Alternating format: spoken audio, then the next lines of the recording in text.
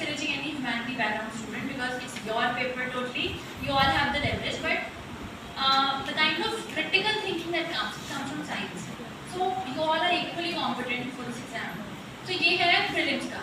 Then mains में आपके दो पेपर होते हैं.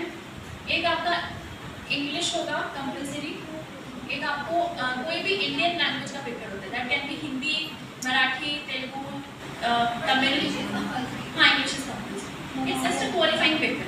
You get just 33 marks in both of these language papers. Indian language paper. So most of us choose Hindi in this. This is just qualifying. You need to just get 33% marks. अगर आपके ये qualify नहीं होता तो आपका कोई paper check नहीं होता है. तो कभी-कभी क्या होता है, people ignore this so much कि वो हिंदी में ही फेल हो जाते हैं. अगेन उन्हें लगता है कि हिंदी कैसे नहीं लिख सकते, but they do get fail. तो ये दोनों पेपर को भी आपको अच्छे से लेना है. Then comes general studies 1, GS 1. इसमें हमारा मोटा होता है हिस्ट्री में ancient, medieval, modern, world history. फिर आपका आता है ज्योग्राफी भी Indian geography, world geography. Then comes Indian society में भी read about patriarchy, gender issues, caste issues, tribal issues.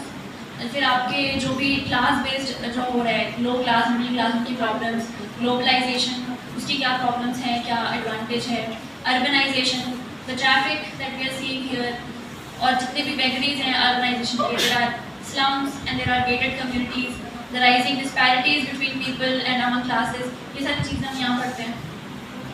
Then comes GS2. GS2 में आप constitution पढ़ते हैं पूरा. Then you study governance part, कि how legislature, how judiciary, how executive works, how state and center work together, how panchayati raj institutions work together. ये सारी चीज़ें हैं. फिर how there are checks and balances in parliament, in your judiciary, ये सारी चीज़ें हैं. Then comes your social justice part.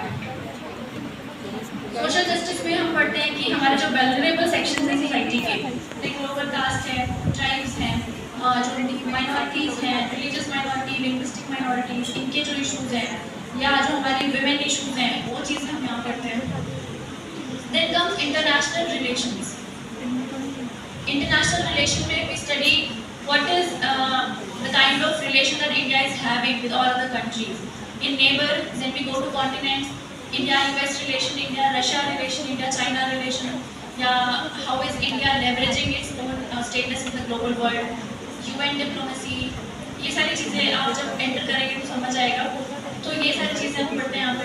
Then comes GS 3. इसमें भी study economy of India and the world. Then we study agriculture because we are largely an agriculture country, agrarian country. Agriculture, then comes investment models. Then we study science and technology, environment में we study जितने भी बड़े agreement sign होते हैं, conferences होती हैं, जैसे UNFCCC, climate change जो हो रहा है, हीट वेव्स हैं, डिजास्टर आ रहे हैं, ये सब चीज़ों के बारे में पढ़ते हैं. फिर एक अलग से पूरा टॉपिक होता है डिजास्टर मैनेजमेंट का. देन कम्स इंटरनल सिक्योरिटी में we study issues which affect the sovereignty of our country, the unity of our country, like communalism, regionalism, Naxalism, then insurgency in Northeast, then terrorism from Pakistan, then insurgency from China. ये सारी चीज़ें हम पढ़ते हैं. Then we study the maritime security. फिर जो नीचे श्रीलंका में इशू चल रहा है, फिशरमैन इशू, वो सारी चीज़ें पढ़ते हैं. ये हो गया internal security. Then comes your GS 4.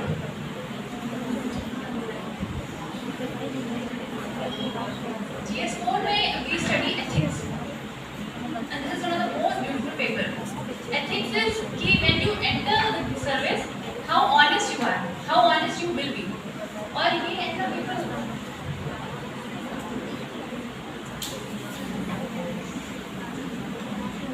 ethics में we study values of what are the foundational values of service, like integrity, dedication to service, objectivity, rationality, how compassionate you are towards the weaker sections. So it kind of judge you on these parameters. तो ये paper है जो आपको पकड़ लेता है कि आपका इंटेंशन क्या है इस एग्जाम में जाने का। You are there to serve your own interest और द पब्लिक इंटरेस्ट। तो ये एक पेपर होता है। हम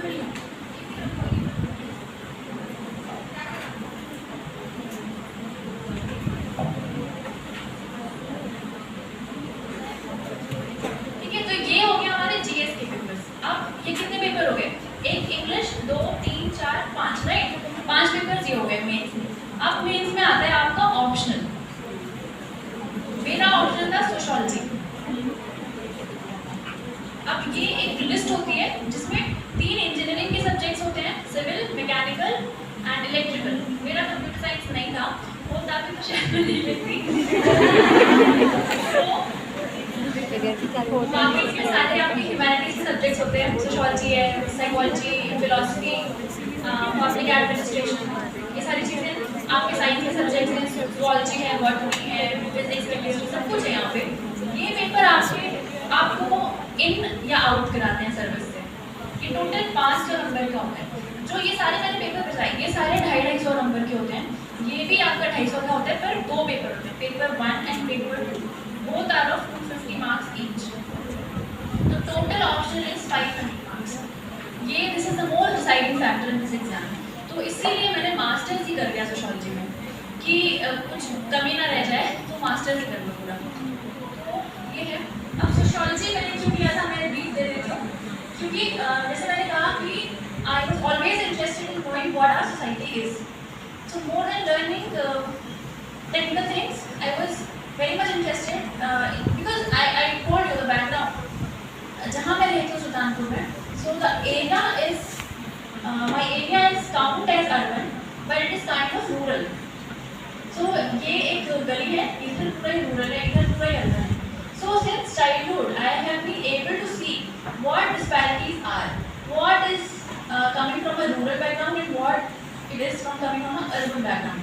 I studied in convent school, and just near to that convent school was a government school. So these things since very childhood triggered me that why are we so well dressed and why are these people not well dressed? Yeah, why is so much discrimination? So these were the things that from childhood, very much childhood, I was very much interested in knowing these things. And then I came to Delhi. Delhi तो बिल्कुल ही अलग है, that to South Delhi. Then I realized कि ये एक ही country में how can we be so different people, so different thinking, what makes such a difference? So when I did it, so sociology में ये चीज़ें मुझे पढ़ने को मिली, then I took this subject, and this subject is one of my favorite ever. तो इसमें हम क्या पढ़ते हैं कि वेस्टर्न सोशियोलॉजी पढ़ते हैं और इंडियन सोशियोलॉजी पढ़ते हैं। वेस्टर्न में we read about thinkers, how society develops and what are the changes in society, what are the global changes that affect our own Indian society. So मोटा we study rural structure, urban structure, caste structure, class structure, tribal structure, religious structure. Then what are the vision, जो हमारा independence से लेके आज तक का country का vision कैसे चेंज होता है, जो डिफरेंट प्राइम मिनिस्ट्रियलशिप में क्या क्या विजन रहे हैं, कि हमने पॉवर्टी एलिवेशन के प्रोग्राम्स को कैसे चलाया, उनके क्या सक्सेस थे, क्या लॉस हुआ। देन हमारे चैलेंजेस क्या हैं कंट्री के, education is a challenge, disparity in education is a challenge, women gender issue is a challenge, अभी नया चैलेंज LGBT कम्युनिटी चैलेंज। तो जितने भी सुप्रीम कोर्ट के जजमेंट्स आते हैं या जो गवर्नमेंट की पॉलिसीज आती हैं इसके लिए, वो चीज़ें हम सोशियोलॉजिकल एंगल से पढ़ते हैं। तो ये सब्जेक्ट अगर आपको किसी को भी लेना है तो you can talk to me personally also if you are thinking of taking sociology as your option. तो ये तो हमारे हो गए 9 सब्जेक्ट, 9 पेपर्स हो गए आपके प्रीलिम्स के। इसके बाद आपको आती है interview policy. Interview is the last process, वो 75 मार्क्स का ही होता है और इसमें अब तक हाईएस्ट जो है 206 गया है। तो हाँ,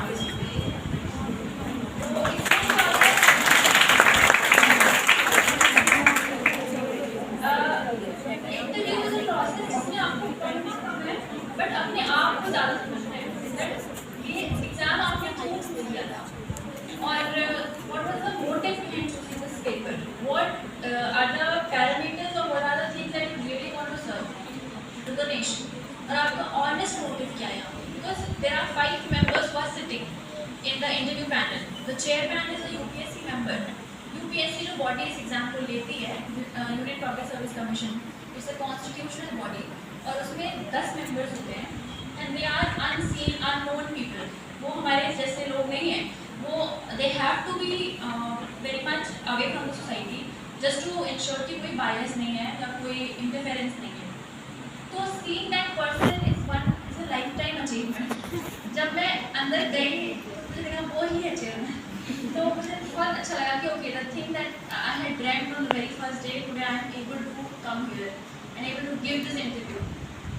तो वो 5 लोग हैं, उसमें एक साइकोलॉजिस्ट होता है, उसमें कुछ रिटायर्ड ऑफिसर्स होते हैं, कुछ आर्मी बैकग्राउंड के ऑफिसर्स होते हैं, कुछ रिटायर्ड आपके कंट्री के एम्बेसडर्स होते हैं, यूएन एम्बेसडर्स हो गए या वर्ल्ड बैंक के कुछ लोग होते हैं। तो ये 5 लोग होते हैं and they are all very very well experienced. आपने एक झूठ बोला और फिर वो आपको पता भी नहीं लगने देंगे कि उन्होंने आपको पकड़ लिया है, and now they will keep on drilling you until you are next to crime. तो be very honest in this process and इसके पहले एक स्टेज होती है